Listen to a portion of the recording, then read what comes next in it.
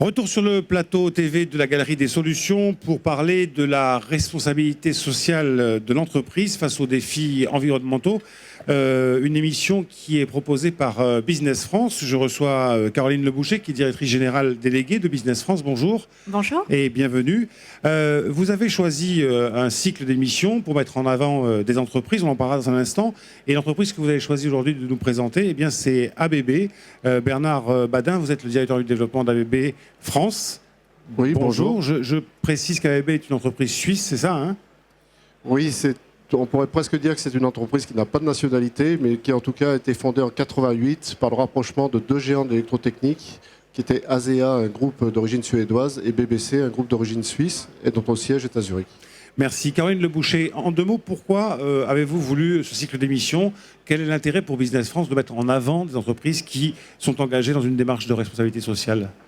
Alors, il y a plusieurs raisons. D'abord parce que la France dispose de nombreux savoirs technologiques dans le domaine de la transition énergétique. Et donc, la COP21 et le stand de Business France sur la Galerie des Solutions, c'est l'occasion de mettre en valeur des entreprises françaises et notamment des start-up qui sont présentes tous les jours et qui exposent les technologies qu'elles proposent, les solutions qu'elles proposent pour répondre aux enjeux des changements climatiques. La deuxième raison, c'est que ces savoirs technologiques, ce sont autant d'atouts et puis un marché qui sont donc autant d'intérêts, d'opportunités pour des entreprises internationales. Rappelons les missions, les grandes missions de Business France. 3 missions pour Business France.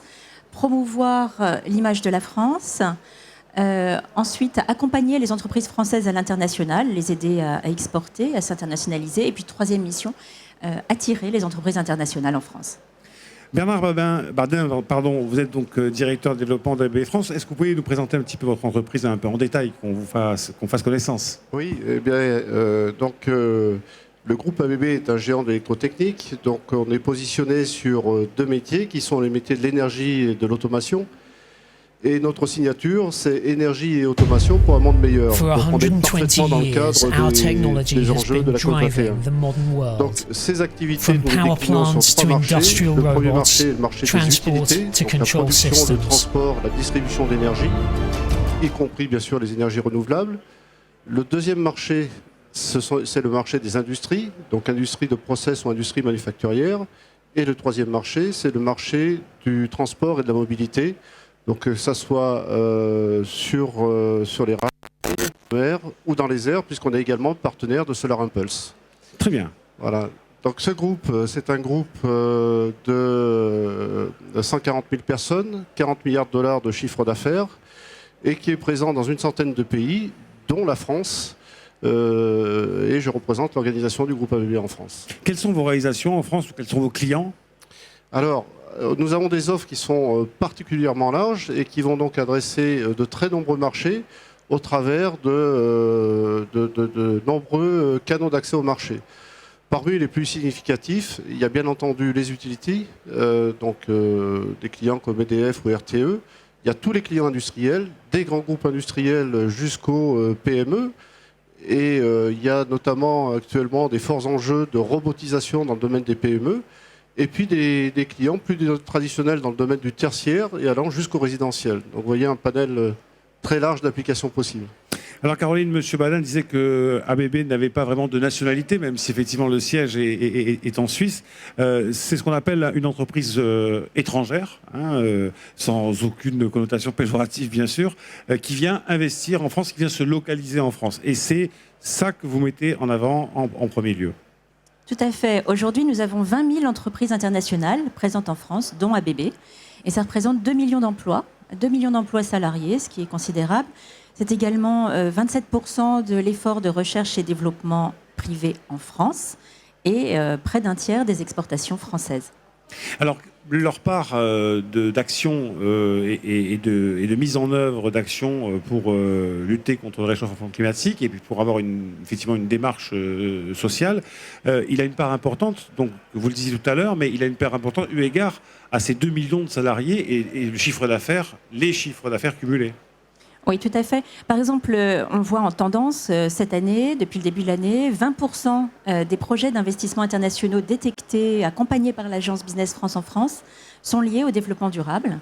Et depuis 10 ans, c'est plus de 500 entreprises qui ont, par exemple, investi en France dans le seul segment des énergies renouvelables et de l'efficacité énergétique. Donc c'est absolument considérable. Donc on fait la part entre les entreprises, et on va en discuter, qui ont une démarche RSE et qui s'engagent dans une démarche d'action pour lutter contre le changement climatique, et puis des entreprises qui sont dédiées au secteur de l'environnement et notamment des technologies. C'est bien deux choses très différentes. Monsieur Badin, parlons alors avec vous de votre stratégie RSE. Vous disiez combien de salariés ? Alors, dans le monde, 140 000 salariés. En France, un peu moins, 2000 salariés pour 750 millions d'euros de chiffre d'affaires. Et notre engagement vis-à-vis des enjeux RSE, tout d'abord, ça part de notre CEO, qui est notamment intervenu lors du sommet énergie-climat des Nations Unies en 2014, en disant et en s'engageant sur le fait qu'il était tout à fait possible de décorréler croissance économique et augmentation des consommations de ressources. Et pour préciser son propos, il a évoqué que pour ça, il y avait 3 conditions pour satisfaire à cet objectif. Le premier, c'était de disposer de technologies qui permettaient justement de favoriser les solutions d'efficacité énergétique.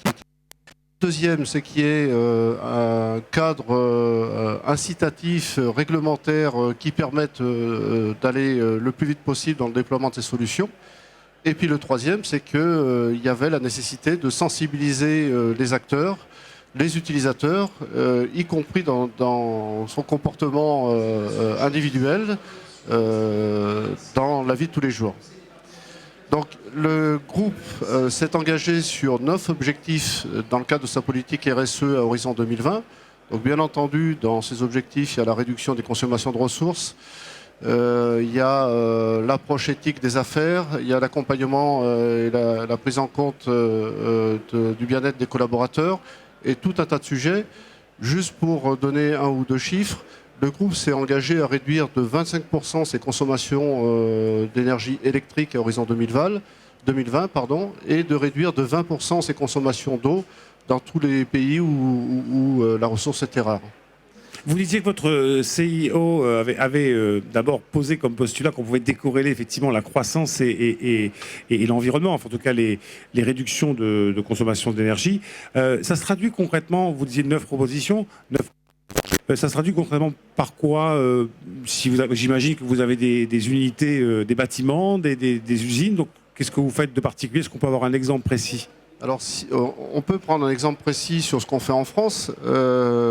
D'abord, ce que je voulais souligner, c'est qu'au-delà des grands enjeux industriels de l'entreprise, il y a également tout un plan de sensibilisation de nos collaborateurs et de mise en œuvre de solutions très simples qui permettent de réduire nos consommations de ressources. On a par exemple mis en place de manière systématique les vidéoconférences chez nous. On a mis en place l'impression centralisée de documents, on a supprimé les poubelles individuelles, on a mis en place le tri sélectif, on a mis en place des économisateurs d'eau sur tous les locaux sanitaires. Des plans de déplacement d'entreprise aussi, j'imagine. Voilà, donc on a développé le covoiturage, on a mis à disposition de nos salariés des véhicules électriques. Donc tout ça, ce sont des mesures très concrètes qui permettent d'aller dans la direction souhaitée. Sinon, on a effectivement, pour répondre à votre question, un exemple de réalisation en France. Nous avions un enjeu important qui était de développer et de construire un nouveau site pour devenir le siège du groupe. Donc ce site a été construit à Cergy, en région parisienne, et sur 7000 m², dont 50% de bureaux et 50% d'ateliers, l'idée était de développer une vitrine technologique de nos savoir-faire et puis surtout démontrer qu'il était possible de réduire les consommations d'énergie tout en développant le confort des utilisateurs et la flexibilité de nos locaux. Donc c'est ce que nous avons fait en mettant en œuvre à la fois des technologies qui ne sont pas visibles, qui touchent à l'architecture nécessaire pour pouvoir mettre en œuvre ces solutions. Donc je parle là des systèmes de comptage, des systèmes d'automatisation du bâtiment, des systèmes qui visent à appareiller et instrumenter l'ensemble des équipements de la distribution. Et puis des mesures un peu plus visibles comme la possibilité pour chaque collaborateur d'assurer le réglage de sa zone en termes d'éclairage, en termes de chauffage, de climatisation. La possibilité de reconfigurer les locaux, la possibilité de jouer également sur les ouvrants, et tout ça couplé avec des systèmes d'énergie renouvelable, plus une sensibilisation des collaborateurs via des affichages de 30%, nous avons réussi à réduire de 25% nos consommations d'énergie. Ce qui est énorme. 27%, j'ai bien entendu. 25%. 25%.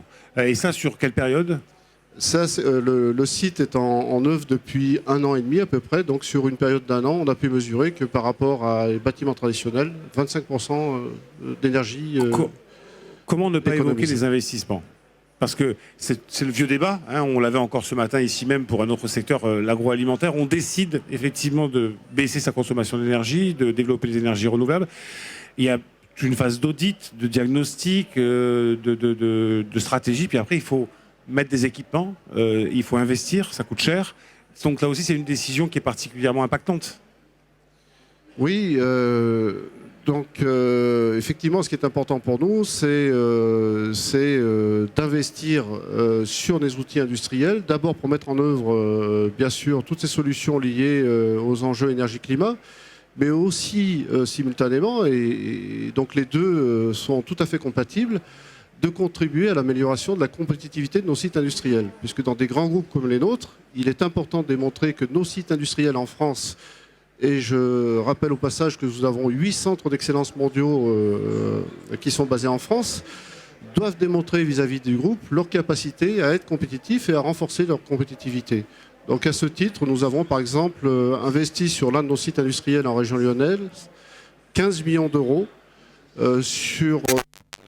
justement pour renforcer la compétitivité de ce site, tout simultanément en réduisant nos consommations de ressources et nos consommations d'énergie.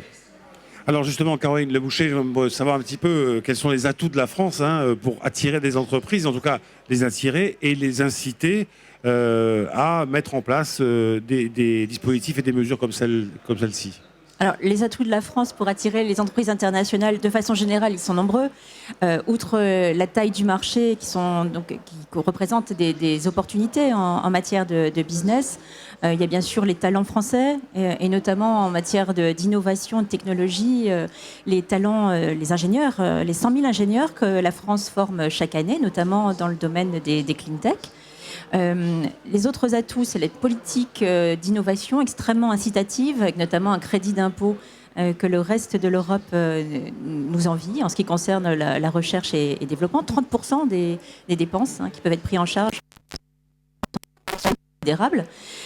Ensuite, nous avons également une politique d'innovation collaborative importante pour faciliter les partenariats en matière de recherche et développement collaborative avec les universités, entre entreprises, avec les écoles, les laboratoires de recherche publique, et 71 pôles de compétitivité, dont 4 ou 5 dans le domaine de l'environnement. Et puis enfin, il y a des aides et des dispositifs incitatifs, et en lien avec la loi de transition énergétique, qui en soi est porteuse d'opportunités. On parlait du bâtiment. Aujourd'hui, c'est 44% des dépenses énergétiques et de l'impact environnemental en matière d'émissions. Il y a un objectif qui est fixé par la loi de transition énergétique de diminuer cette consommation finale d'énergie de 50% à l'horizon 2050. Le bâtiment, évidemment, est un des premiers domaines d'application à côté des transports et de la façon dont les entreprises produisent. Ça, c'est autant d'opportunités. Et pour accompagner les entreprises, pour accompagner les collectivités, pour accompagner les entreprises qui vont apporter les solutions, il y a un fonds de 5 milliards d'euros qui a été mis en place par la Caisse des dépôts. C'est pour vous aussi un avantage concurrentiel. J'imagine que vos clients, vous communiquez en direction de vos clients et qu'aujourd'hui, on ne pourrait pas imaginer qu'un groupe de votre taille ne soit pas, je dirais, engagé dans une telle démarche. Je reprends sur votre nouveau site, c'est 25% d'économie en 1 an, c'est d'économie d'énergie, ce qui est énorme. On ne pourrait pas imaginer que vous ne soyez pas dans une telle démarche, même si ce n'est pas sous la contrainte que vous l'avez faite. Oui, je confirme. Et puis je voulais peut-être apporter quelques précisions par rapport à l'attractivité de la France telle que vous l'évoquiez. Donc effectivement, pour nous, la France est un enjeu extrêmement important. La France est la 4e ou la 5e puissance économique mondiale. Et si on regarde le classement dans l'ordre des pays du groupe ABB, on doit être en 15e position. Donc ça présente un enjeu de développement et d'opportunité de business qui est relativement intéressante. Et cet intérêt, le groupe l'a identifié notamment au travers de deux axes. Le premier, au-delà de tout ce que vous avez dit sur la qualité des infrastructures, la qualité de la formation, les écosystèmes, la collaboration avec les startups, le premier, ce sont tous les grands projets d'infrastructures qui sont en train de se mettre en place en France. Je pense aux grands projets d'interconnexion, je pense également à l'atout géographique qui est lié à sa façade maritime avec le développement des énergies marines renouvelables. Je pense aussi à des projets plus spécifiques comme le projet du Grand Paris et le Grand Paris Express. Donc ça, c'est un premier sujet qui génère de l'intérêt pour le groupe. Et puis le deuxième sujet qui génère de l'intérêt pour le groupe, et donc la volonté d'investir en France, c'est la qualité de ces filières, et notamment des filières d'excellence. Donc il y a un écosystème qui est favorable au développement de marchés émergents, à des collaborations entre entreprises et à la mise en œuvre de projets de démonstrateurs. Et ces filières d'excellence sont vues par nous comme des plateformes d'exportation, donc des opportunités de business, sachant, comme je vous l'ai dit, industriel en France. Et sur les 750 millions d'euros de chiffre d'affaires, nous avons 38% de chiffre d'affaires qui est réalisé à l'export. Donc effectivement, une forte attractivité du site France pour un groupe comme ABB. Et nous avons bien sûr enregistré ce que vous venez de dire, qui est un véritable discours anti-morosité. Quand on entend ça, effectivement, on se dit que la France a de nombreux atouts. Merci Bernard Balin d'être venu sur le plateau TV de la Galerie des Solutions. Merci à Caroline Leboucher de nous avoir amené cette nouvelle entreprise. Et on en aura une autre d'ici la fin de la semaine, qui sont des entreprises engagées dans la RSE pour faire face aux défis environnementaux, mais qui sont aussi des entreprises attirées par le territoire français. Et j'ai noté ces infrastructures, ces ressources humaines, on parlait des ingénieurs tout à l'heure, donc la France a de beaux atouts. Exactement, et puis pour paraphraser John Chambers, le président de Cisco, France is the next big thing. Merci. Merci à vous et on se retrouve très bientôt sur le plateau TV de la Galerie des Solutions.